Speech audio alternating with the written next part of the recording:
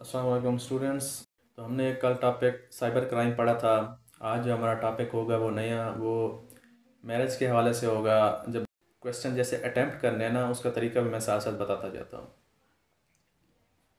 जो हमारे पास इसका इंट्रोडक्शन हम ऐसे करेंगे कि ये जो मैरिज डिसॉल्व होती है, ये जब हस्बैंड कुछ अपनी ड्यूटीज़ होती हैं वो पूरी नहीं करता तो मैरिज डिसॉल्व हो सकती है। ठीक है स्टूडेंट्स, तो ये मैरिज ऐसे डिसॉल्व होती है। हम इसकी कुछ हिस्ट्री में जाते हैं, इसकी हिस्ट्री पढ़ते हैं कि इसकी एक्चुअली इसकी हिस्ट्री होती क्या है। इसकी हिस्ट्री, ये जो एक्ट है, जो रेजोल्यूशन ऑफ मैरिज एक्ट 1939 है, ये बनाया गया था 17 मार्च को। 17 मार्च को बनाया गया था, 17 मार्च 1939 को, ताकि जो एक वुमेन है उसको उसके राइट्स मिल सकें। और कैसे मिलें? अगर कोई हस्बैंड उसकी ड्यूटीज़ पूरी नहीं करता तो वो उससे डिवोर्स ले सकती है। ये सरकमस्टेंसेस इस चीज़ के अंदर पेश किए गए हैं। अब दूसरी हमारे पास हेडिंग आती है, जैसे कि हम पढ़ सकते हैं ये पर्पस। अभी इस चीज़ का पर्पस क्या था? ठीक है, अब मेन चीज़ इसमें आती है कि पर्पस ये था कि जब औरत चाहे अपनी मैरिज डिसॉल्व कर सकती है। मैरिज डिसॉल्व कैसे करेगी? उसके पास कुछ ग्राउंड्स होंगे, वो ग्राउंड्स अदालत को बताएगी तो मैरिज डिसॉल्व हो सकती है, वरना ऐसे कोई मैरिज डिसॉल्व नहीं होती है। वो क्या ग्राउंड्स होंगे? ये औरत को, ये जो पर्पस है इसका, ये जो इसके बनाने का मकसद है, ये औरत को राइट्स देने के लिए है, ताकि ये औरत कोई ऐसे अकेली नहीं होती है। औरत के पास ये राइट होता है, जैसे मर्द डिवोर्स दे सकता है, ऐसे औरत भी जो है ना, women can seek a divorce from a court. ठीक है, वो भी ले सकती है। इसके बाद हमारे पास कुछ ग्राउंड्स हैं, कुछ ग्राउंड्स की बेस के ऊपर जो है ना एक वुमेन डिवोर्स ले सकती है। अब आज की वीडियो में हम वो ग्राउंड्स पढ़ेंगे। ठीक है, वो जो नेक्स्ट वीडियो होगी उसके अंदर हम moods of resolution of marriage पढ़ेंगे। तो आज की जो हमारी वीडियो है वो ग्राउंड्स के ऊपर है। तो सबसे पहले इसके ग्राउंड्स हैं, ये मतलब ग्राउंड्स का मतलब है हमारे पास आता है। ये कुछ सेक्शंस डील करते हैं, वो भी आप लोग देख लीजिएगा। मेरे मुताबिक सेक्शन 2 डील्स करता है इन सबको। ठीक है, 1939 एक्ट का। अब सबसे पहले है कि absence of husband.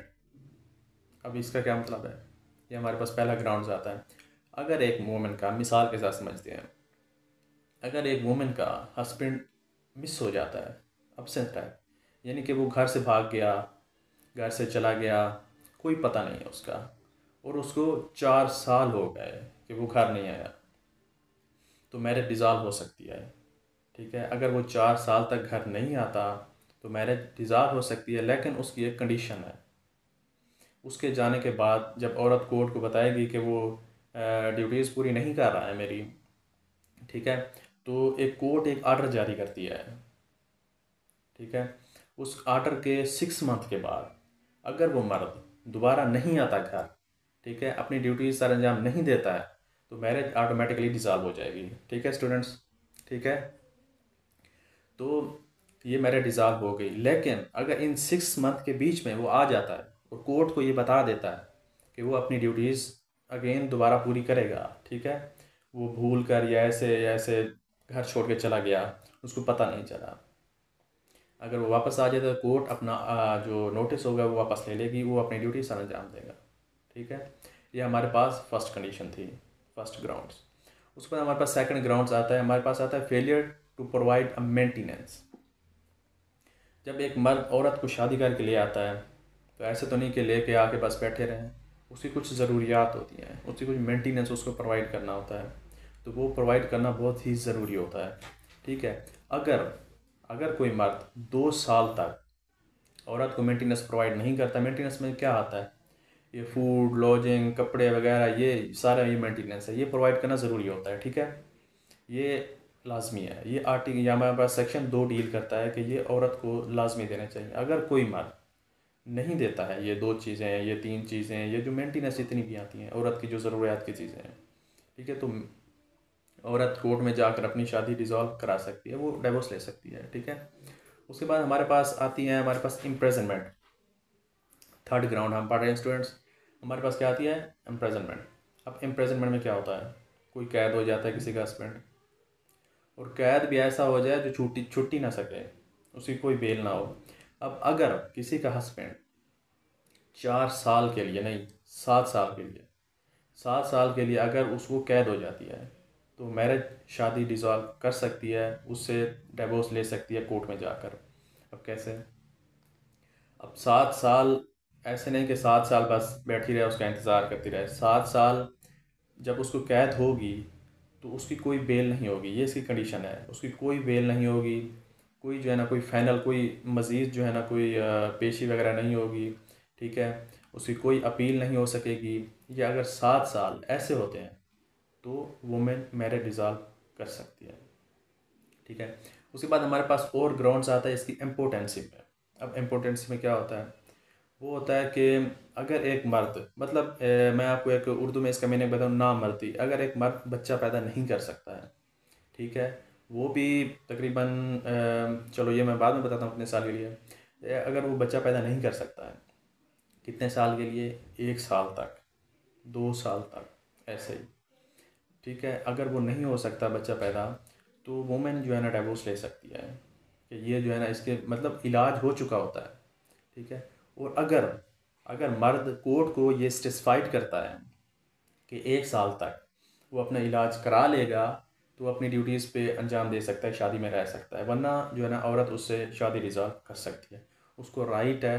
The dissolution of marriage act, marriage Muslim act 1939 में ये उसको राइट दिया गया है, ठीक है। उसके बाद स्टूडेंट्स हमारे पास एक और आता है, हमारे पास आता है इंसैनिटी। इंसैनिटी का मतलब क्या है? इंसैनिटी का मतलब है कि मेंटली हैंडीकैप होना किसी का। एक हस्बैंड मेंटली हैंडीकैप है, अब एक लेप्रोसी की बीमारी है उसे। लेप्रोसी की बीमारी क्या होती है? मेन चीज़ होती है कोई चीज़ मतलब एक जगह स्टक हो रहा है, माइंड उसका कोई स्टक हो जाता है, तो वो उसको कुछ पता ही नहीं चलता, वो जाके बीवी को जाके कुट मार देता है, ठीक है, जुल्म करता है उसके ऊपर। ऐसा बिल्कुल नहीं होना चाहिए। अगर कोई हस्बैंड ऐसा करता है और 2 साल तक ये चीज़ करता है, तो वुमेन अपनी शादी डिज़ॉल्व कर सकती है। उसको ये राइट है the dissolution of Muslim marriage act 1939 के मुताबिक, ठीक है। एक और हमारे पास स्टूडेंट्स, हमारे पास लास्ट हमारे पास शामिल करते हैं ग्राउंड्स। लास्ट हमारे पास ग्राउंड्स होता है क्रोलिटी। इसका मतलब है जुल्म करना। अगर एक मर्द, ठीक है, कुछ अरसे तक बीवी के ऊपर जुल्म करता है, बीवी सहती रहती है, तो उस जुल्म के बाद अगर औरत बताएगी कि किस तरह का जुल्म करता है, ठीक है, असॉल्ट होता है, कैसे होता है, कैसे होता है, ठीक है, ये ऐसे जो जुल्म होगा वो बीवी, उसके पास एक एविडेंस होंगे, वो जाकर दिखाएगी कोर्ट के अंदर, ठीक है। जब वो कोर्ट के अंदर दिखाएगी तो उसको जो है ना जज साहब उसको जो है ना फिर डिवोर्स जो है ना दे सकते हैं। कहेंगे कि तुम्हें राइट है, तुम जो है ना अपनी शादी रिजॉल्व कर सकती हो, क्योंकि वुमेन को तो पहले ही राइट दिया गया है रेजोल्यूशन ऑफ मुस्लिम एक्ट 1939 के मुताबिक, ठीक है। अगर कोई मर्द जुल्म करता है किसी औरत के ऊपर, तो वो उसके साथ ना रहे, ठीक है, उसको जुल्म बर्दाश्त ना करे, तो वो डिवोर्स ले सकते हैं उससे। स्टूडेंट्स, आज का हमारा टॉपिक था the resolution of Muslim act 1939, ठीक है, जिसको सेक्शन 2 डील करता है इन सब ग्राउंड्स को। आज आपने ग्राउंड्स पढ़े, नेक्स्ट वीडियो में हम मूड्स पढ़ेंगे, ठीक है। तब तक के लिए इजाज़त दीजिए। अल्लाह हाफ़िज़।